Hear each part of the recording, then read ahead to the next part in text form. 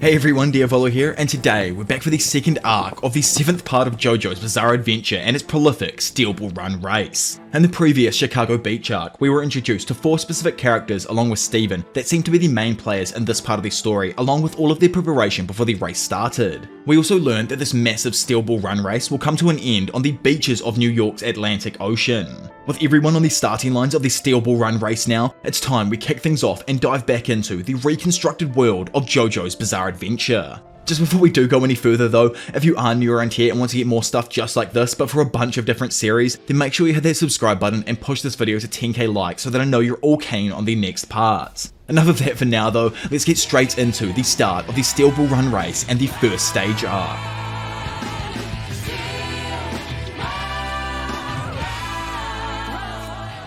Well they bang, the highly anticipated first stage of the Steel Ball Run race has finally begun, and it's going to be a wild ride with over 3,600 different riders jockeying for position. This first section of the race covers a total of 15,000 meters through hilly terrain and dried out rivers. The race is divided into multiple stages, each with its own set of stages and obstacles. These challenges include treacherous terrain, dangerous wildlife, and other competitors who are willing to resort to dirty tactics to gain an advantage. As a fat bonus, the first racer to reach the end of the first stage gets a huge $10,000 bonus and, because Steven's a demon, an entire hour's worth of extra time.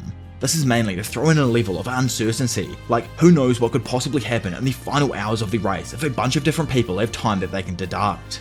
As Steven finished explaining the time bonuses and the crowd began going wild with anticipation, the announcers notice a horse that's boosted in front of everyone else and immediately try to uncover his identity. Whipping out his scope, the announcer managed to get a look at his saddlecloth and noticed that B636, known as the one and only Garo Zappelli, had left the confines of the massive group.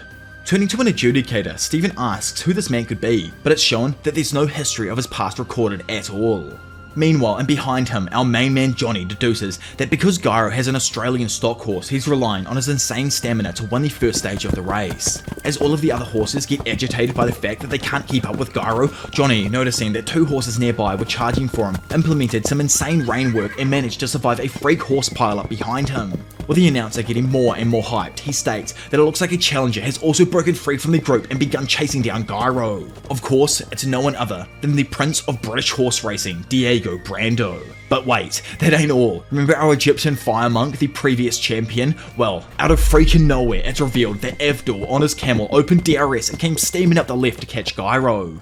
As Johnny watches from behind, absolutely astonished for the turn of events, he observes how Avdol is riding a camel instead of a horse in the race. While a camel may not be as fast as a horse, its stride can actually accelerate enough to compete with a horse. On top of that, Johnny notes that a camel is much heavier, weighing 1.5 times more than a horse, so in his eyes, he's obviously going for the crutch technique.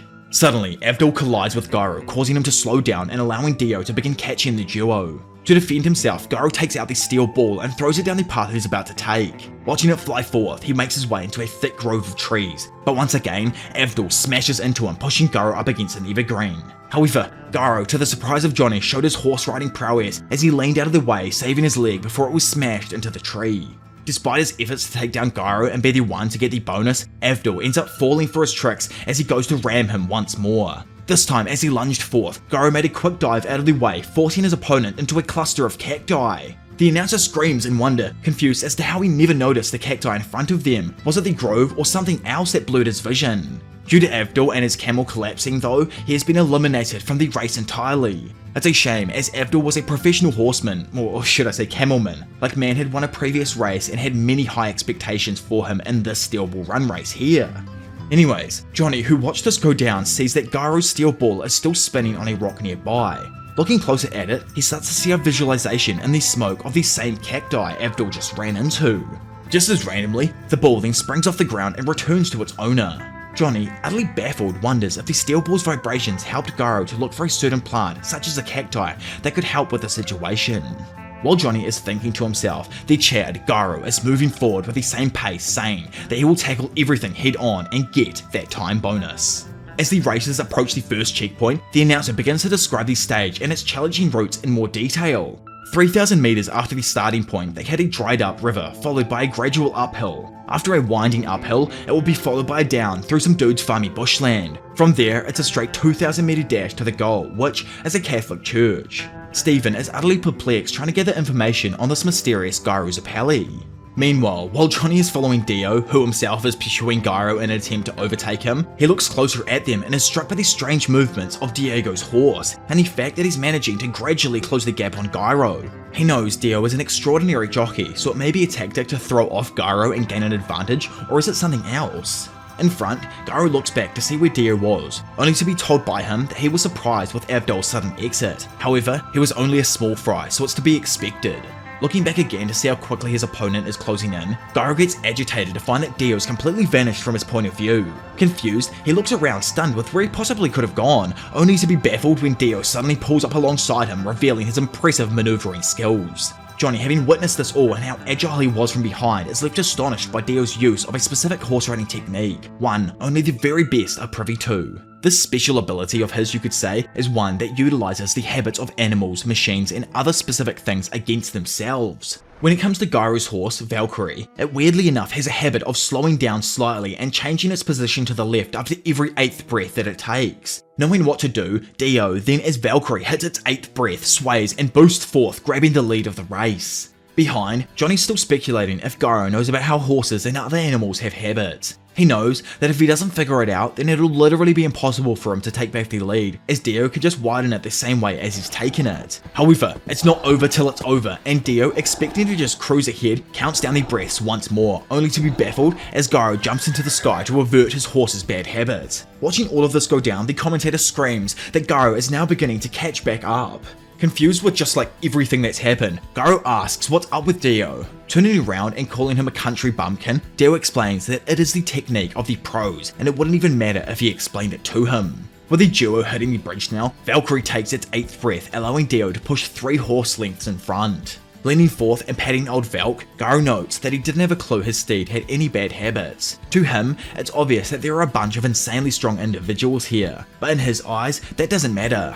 Taking out his steel balls once again, and with them already spinning, Gyro places 2 of the balls at the back of his horse's legs. Instantly, and because of the ball's spin affecting the horse's muscles, Gyro's horse thrusts its feet downwards, sending Dio through the air on his steed while destroying the bridge below. This insane maneuver of his subsequently destroyed the boards of the bridge, taking Dio out with unreliable footing and making it impossible for anyone to jump over it. When he's done crossing, it's shown that the gap between him and the main group now is almost an entire river's width.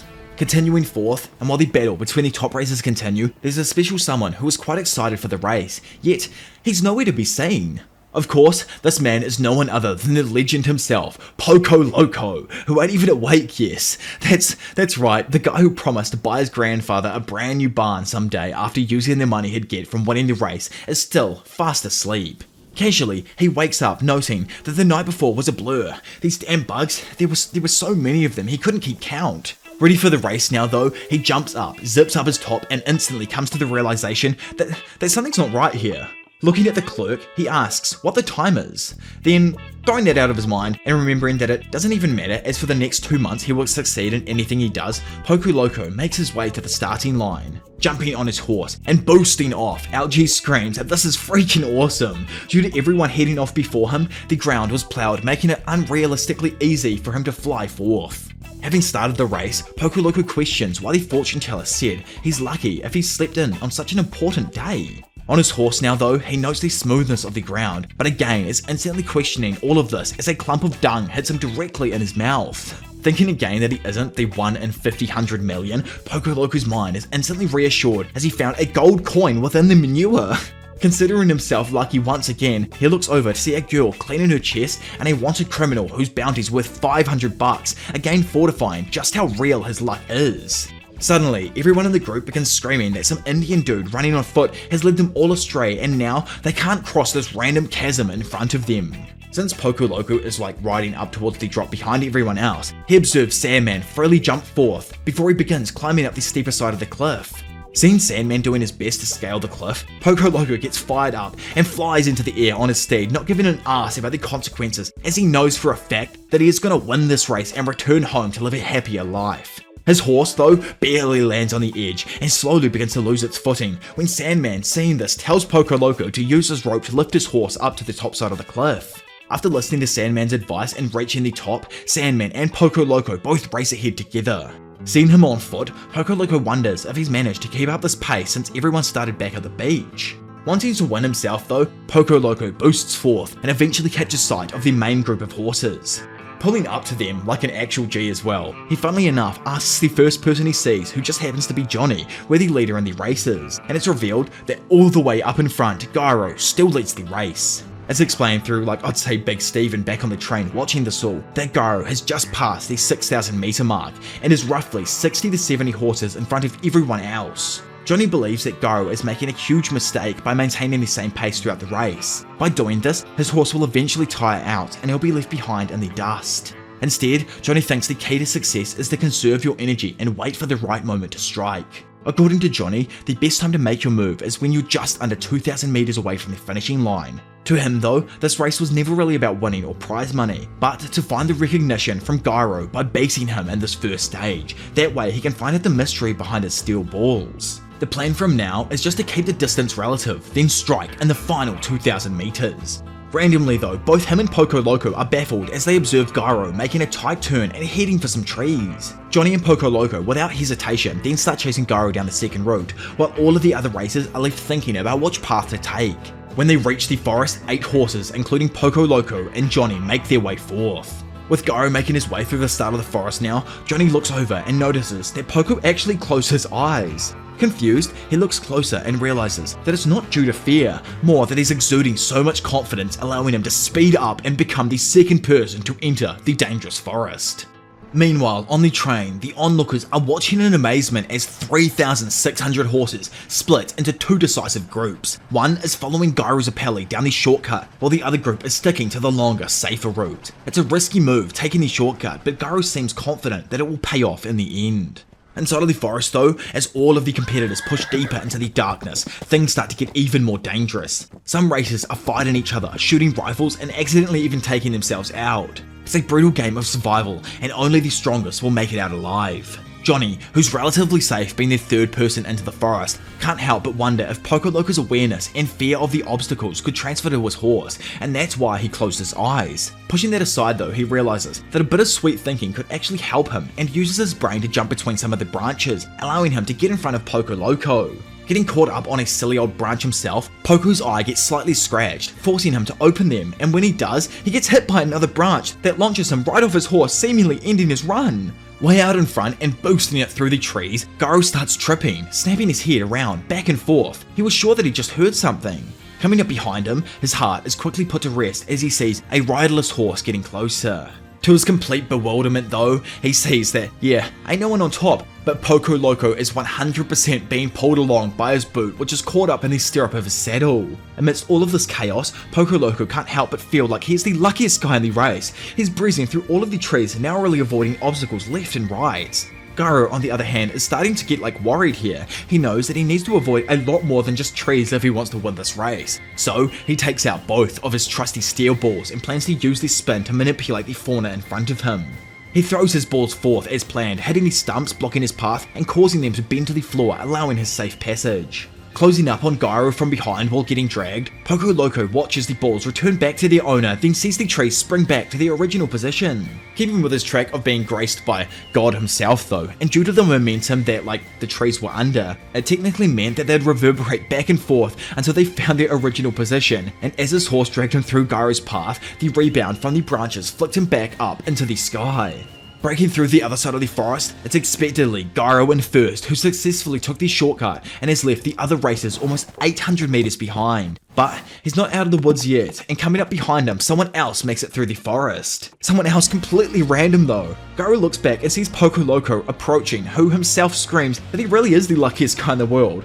Who in the world would successfully land back on the saddle after taking a branch to the face that knocked him off, then a tree to the ass that flicked him back up and on? Still in disbelief about this random's incredible luck, Gyro just wonders who the hell he is. In his eyes, he has to have some sort of ability, otherwise none of what just happened would have been able to occur. As the riders race forth, the ultimate showdown between our top riders is about to go down, and they've only got a grueling 4,000 meters to go before they can claim victory. Things are about to get intense as the terrain gets rougher and the infamous Devil's Downhill looms ahead. This treacherous stretch is a steep descent that could throw off the stride of even the most skilled horses and put the riders' lives in jeopardy. It's an exciting time in the race, almost like a climax you could say, and all of the racers are strategizing about how to make it down the treacherous Devil's Downhill in one piece. The commentator screams out that the key to this area is that they need to keep a steady pace or risk their horses giving up on the inclines. It's all about the pure skill of the rider now. You can't speed up too much on the downhill parts, as you've got to keep a steady enough pace on the uphill to stay competitive. But closing in on Gyro, there's one rider who's feeling pretty good and really doesn't have a plan in mind at all. Gyro just assumes that he doesn't need to worry about anything, as he hasn't made a mistake so far in the race, but this dude right behind him is still closing in. While the commentator screams that another soul has broken free from the main group, Poco Loco turns back looking at him, only to think that it doesn't really matter at all. He has luck on his side. Poco Loco keeps a firm grip on his horse's reins and stays focused on maintaining his lead, but as he's barreling down the hill, something catches his eye. A strange figure doing this weird little sneaky pose while perched on a fence. At first, he thinks surely he must be seeing things, but then the figure starts speaking to him, telling him to remember the cow. Poco Loco's obviously a little bit taken aback by this, but the figure slides up underneath him and tells him to not get distracted or he might fall off, and he's not meant to fall off yet. The figure disappears, making Poco Loco think that he might be hallucinating, but apparent on his shoulder now, the thing tells him that maybe it's an hallucination. However, there's no chance he'll win if he holds his horse back. Vanishing from his back, a skitzed out Poco Loco turns around to see it now emerging from his own hand. Realizing something, he decides to trust his instincts and fixes his eyes on Gyro. Which is actually dope. Our boy's got a stand, but he doesn't actually have a clue at all what is going on with him. He just thinks he's tripping out.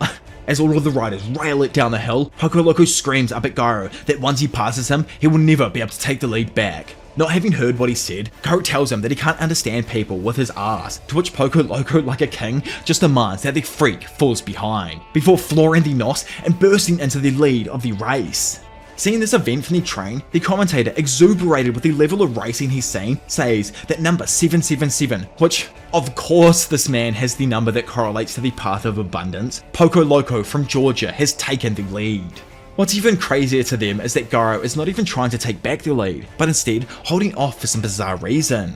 At the same time, even more racers start catching the front two, making the gap only around 20 meters or so now. The commentator knows it's risky to speed up in the tricky terrain, especially as they're about to start heading downhill again. Gyro feels the same way, but as he flies forth, he starts second guessing himself. If Poco Loco does actually have a strategy in mind, then this might all be on purpose, just like how we fell off on purpose back in the forest. Pushing all of the thoughts out of his head though, he knows that if he just waits till the end before he pushes, then he'll be fine. All of a sudden, the riders beginning to catch Gyro start tumbling down the hill behind him, proving just how dangerous the downhill parts are. And sure enough, Poco Loco also in first place has his horse stumble. As time begins to slow for Poco, he's just like, meh, I'm lucky, let's push, it's safe G, let's go for it. Before all of a sudden he's sent flying through the air, tumbling around. As predicted by the man himself who watched all of this from behind, he didn't need to worry about a thing at all, and right on schedule, heads to take the lead of the race as the farm nears closer. But nah. Gyro bizarrely sees that Poco Loco starts to get back up, but while still moving at the same speeds. It makes absolutely no sense, yet as he goes downhill on his hands and knees, he somehow picks up more and more speed. Turns out that below him is actually the body of a dead cow that must have passed a few months back, and when his horse fell, they landed on it. Gyro can't believe it, and after witnessing another godlike feat, states that it is a calculation. There is no mistake in Poco Loco's actions. It is not coincidence, nor him just being dumb. Instead, in his eyes, he suspects that Poco Loco must have known about the cow on the course. Funnily enough, as Gyro questions everything, he notices that the horse also isn't even doing anything and instead taking the time to rest as the two slide down the hill on top of the cow's corpse. This is part of the, oh my god man, I love this. It's all too much for Gyro to take, and because of that, he decides to take matters into his own hands. With fierce determination, he pulls out one of his trusty steel balls and hurls it at a nearby rock, hoping to stop the cow sliding with it. But as the ball collides with the rock, something unexpected happens. A section of the rock separates, and Sandman, having landed on that said rock in the exact same moment, uses its momentum to boost himself forwards. While everyone's confused about who's this guy running on his feet instead of riding a horse, Sandman makes the best out of the situation and rushes down the cliff past the crowd to take the lead of the race. With the final 2,000 meters left, Lucy and Stephen Steele are on the train watching this race. Next to them, a random dude on the train screams in amazement, wondering who in the world the random dude running by foot in a race among horses was. While everyone's riding their horses, Sandman, being a legend, decides to dart up and over the formation of rocks to hold his lead. Big Steven on the train, who's obviously a little bit of a know-it-all when it comes to running, pipes up, revealing that yeah, it's usually impossible to run faster than a horse. In his eyes though, he can see it, and it makes sense when you figure out what Sandman's doing. So, you see here, Steven is actually telling us that there's a specific technique you can use to achieve speeds of up to 40 kilometers per hour as a human. In his eyes, it all comes down to the impact when your foot hits the ground and the force that is generated. He explains the whole process of how when humans run, their feet hit the ground with the heel, causing the force of the energy that travels up the leg to knock the joints and the muscles around. Over time, they will become fatigued and there isn't any way around it if this is your running style. In Sandman's case though, when he runs, his heel touches the ground only for a brief moment. This here is his secret jutsu. Even if his heel touches the ground, he never steps through. Thus, the flow of the impact is sent to the front of the foot, and then when he kicks the ground in the same moment, he uses the force to propel himself forwards. This way, his speed increases every time he kicks off the ground, and when he lands, he kicks the ground a few times, letting out energy and reducing the impact again. The announcers believe that the whole earth is on his side, and as long as they never leave land, this race will continue to be unpredictable. As they hit the 13,000 meter mark, the winds of Santana start to blow from Mexico. Just behind Sandman, Gyro is still adamant about some random power helping Poco Loco turn his luck around. The forest, the cow, everything, it can't be a coincidence. At the same time, the funny looking stand of Poco's makes his reappearance and tells his man that he will protect him from everything. So go ahead and do anything he wants, there's only luck inside his bag. As the race progresses, we see Gyro telling himself that he can't be staring at this man's ass any longer and needs to just go for it. Pushing his horse to the limits, Gyro charges forth and finally manages to take back the lead. While observing this, Steven is surprised as he notices the two frontrunners beginning to run past hundreds of spectators. Looking around more, it's as if almost 20,000 spectators are waiting for the racers to reach the end of the first stage. Steven, I don't know if he's just being dumb here or something, but he's sweating balls for sure, wondering why so many people turned up. Bringing him back to reality, Lucy lets him know that whoever wins this race will be known as a world-renowned hero, so it makes sense that people want to see it. Back inside the hustle and bustle of the herd, our main boy, Johnny, pats his horse for the work that he's put in so far, but knows that it can 100% keep going as his legs are in perfect shape. Boosting forth, he points out that they aren't far behind now, and the others dash too early, so this is perfect for him.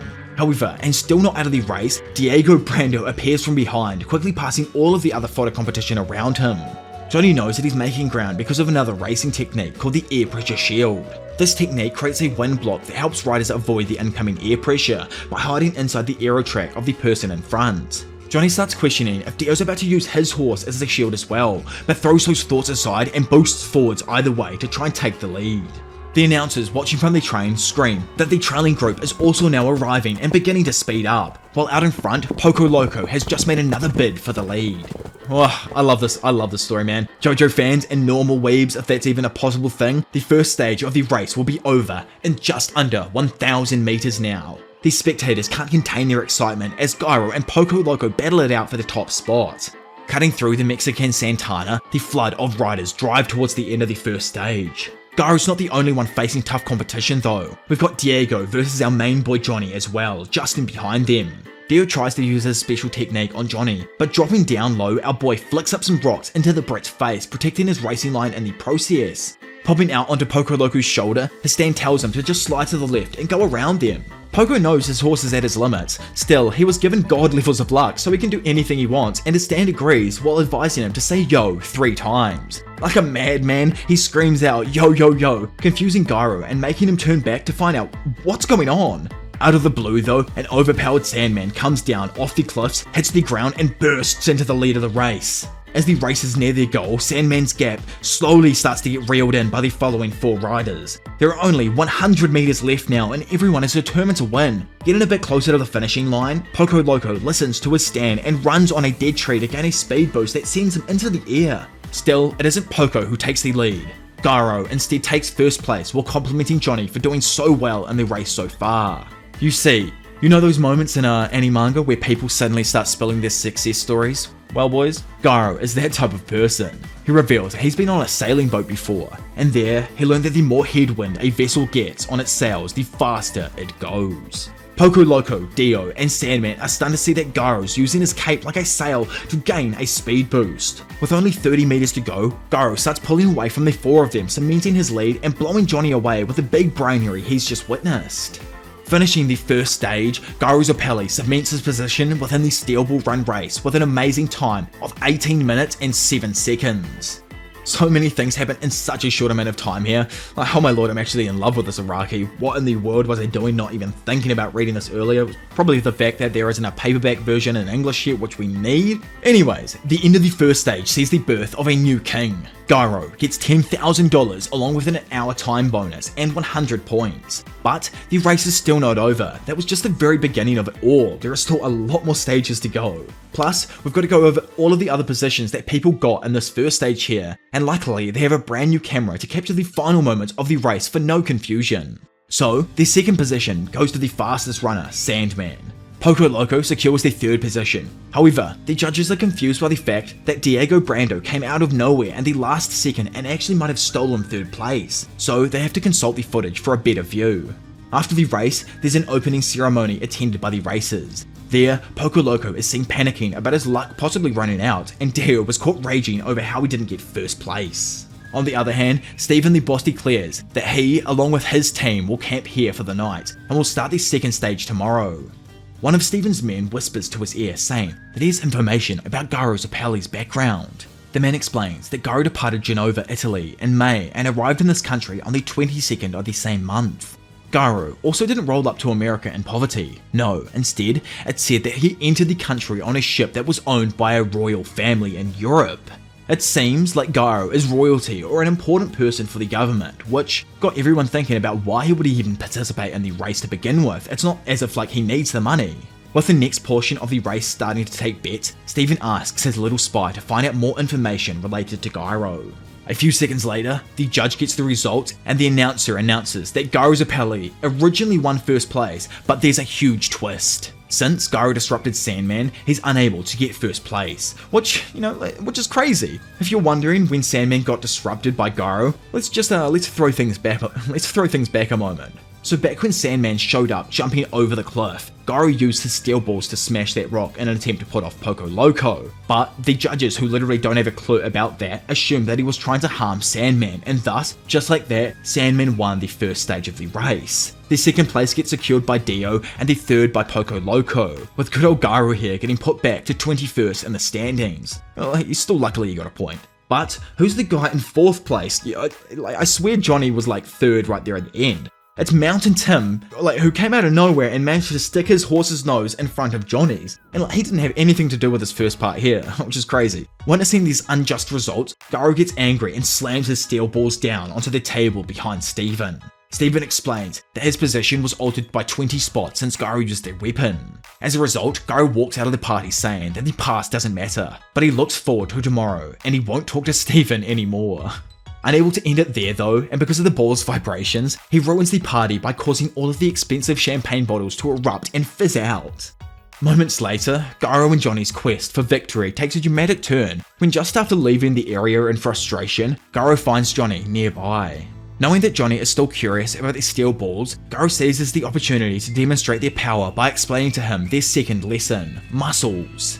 He explains to Johnny how the muscle in someone's arm automatically knows to bend when they move. The flesh in general protects the body by moving the muscles in front of vital organs. However, the steel ball will not let you do that. Instead, it acts only upon the skin, and if the skin is placed under some weird situation, the muscle won't act upon it. Revealing that the cork Johnny caught earlier is spinning in his hand, Johnny opens his palm to take a look. Then placing it up against the skin of his horse, he watches as it acts upon the horse, forcing its leg up as he falls off in style.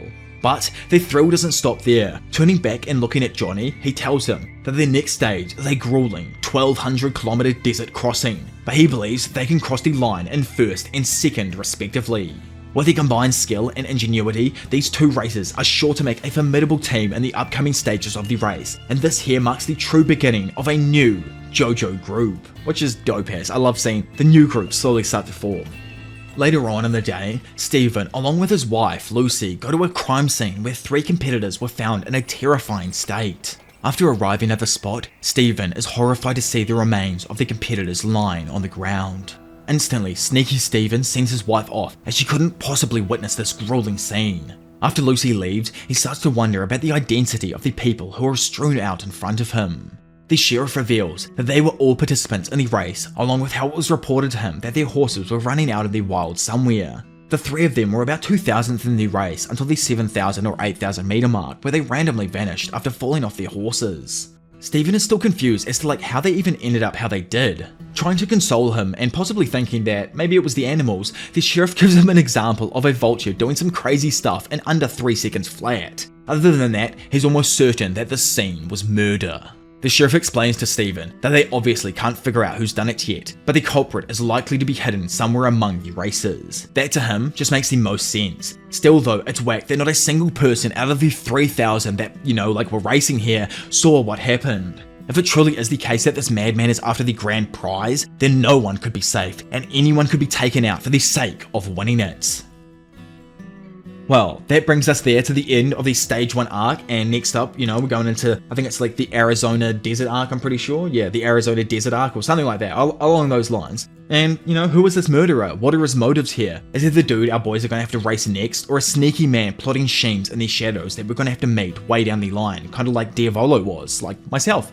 Anyway, obviously here, the story's taken a mysterious twist and shifted its focus onto something more deadly. If you want to find out what happens in the next section of the Steel Bull Run race though, then smash that like button and push this video to 5k likes. Plus, let me know what you think of the first stand that we saw. Its name hasn't actually been revealed yet, and I'll leave it out until it's said probably in the manga, but the design is different in comparison to part 6, and I love that he just pops out to guide Poco Loco down the correct path in some hilarious manner. If you do want earlier access to these videos, then be sure to check out my Patreon down in the description below, or just subscribe to keep up to date with your favorite series and push this channel 200k, man. We're getting there slowly, but we're getting there. But for now, it's been your professional degenerate Diavolo, and I will see you all in a bit. Bye.